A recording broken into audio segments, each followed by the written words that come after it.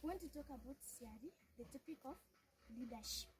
Leadership is the way of controlling people. We have some judges in the Bible where we have Joshua, Samuel, Samson, Barak, Othniel, Eliud and Barak, and Deborah. The roles of these judges is to anoint some kings, preside over religious function,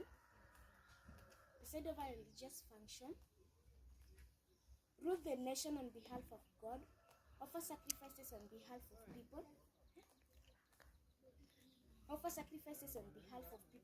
act as prophet. We have Samuel. Samuel is a judge. His function was to anoint kings, preside over religious function, perform priestly duties,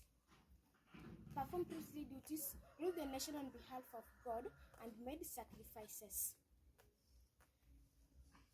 How Samuel promoted the worship of Yahweh in Israel. He interceded for the people. He acted as a link between God and the people. He built altar for God.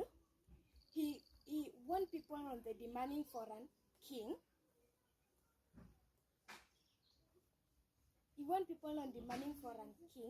And he made sacrifice. He performed priestly duties. Why the Israelites demand for a king? Samuel became old, and they feared that Samuel could die. His sons were corrupt. They wanted a king that they wanted a God that they can see and touch. They wanted a political government that has a national authority. They wanted to be like other nations. Fear of Samuel in Israel for demanding for a king. He knew that the king will forcefully recruit Israel's sons to serve in his army, will take Israel's daughter to be his perfumers and workers, will introduce forced labor, will slave the Israelites, will overtax the Israelites to maintain the army, will take the land of vineyards and other lands for government use. Demanding for a king was rejecting for God as unseen Yahweh. The first king anointed by Samuel was Saul. In Saul, we only talk about failures of King Saul, where we have he lacked faith in God and consulted a media. He was impatient and made sacrifice before the arrival of Samuel. He destroyed God's commandment by sparing Agag and best of his animal as commanded by God to kill them. He wanted to kill David because of jealousy. He committed suicide. He ignored other priests' duties and performed their duties. Lessons that we learned from King Saul, from failures of King Saul. We should not lose faith in God. We should be patient. We should not break God's commandments. We should not shed innocent blood. Then we have King David. In King David, we only talk about achievement. Now, achievement of King David, he conquered and defeated the enemies of Israel. He made Jerusalem a holy nation. He made Jerusalem a capital city of Israel. He wrote some books which was used in the worship of Yahweh. He contributed in the building of temple for the worship of God. How David promoted the worship of Yahweh in Israel. First, he called himself a servant of God. He repented whenever he made any mistake. He obeyed other people's duties. He wrote Psalms books which was used in the worship of Yahweh.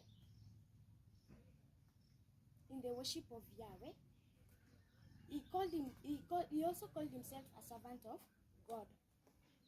From there, we talk about the King Saul. And in King Saul, we talk about the achievement and failure. Achievement of King Saul, he established a strong army to maintain peace in Israel. He established diplomatic relationship between other nations through intermarriage. He established a trading link between the neighboring nation with the Israel. He wrote Proverbs books which was used in the worship of God. He he settled dispute wisely. And failure of King Solomon, he married many foreign wives. He built altars for the worship of idols. He contributed in the worship of idols with his wives. He took a lot of time in building his palace and the building of the temple of God. He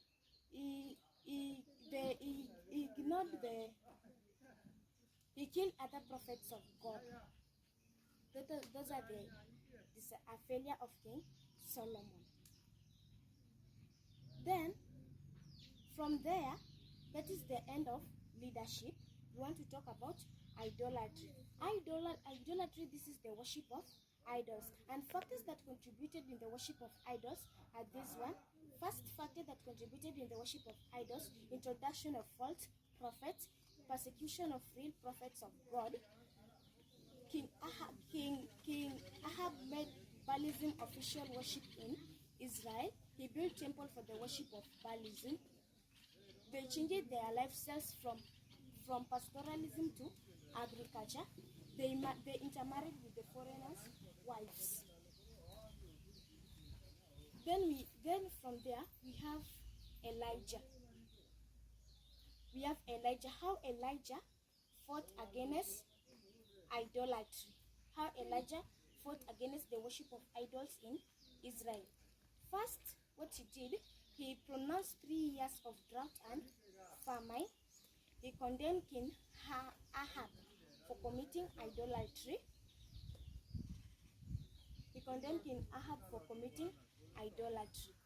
Then we have how Elijah fought corruption in Israel. There we have the story of Naboth, where Naboth has a vineyard. Ahab asked Naboth to give him his vineyard, or sell him the other parts of Israel in the replace of the vineyard. But Naboth refused because the land was an inheritance from his ancestors. Ahab was disturbed, became sick, but could neither eat or drink. His disturbance disturbed also his wife, and his wife promised that he would take the Naboth's vineyard and give it to Ahab.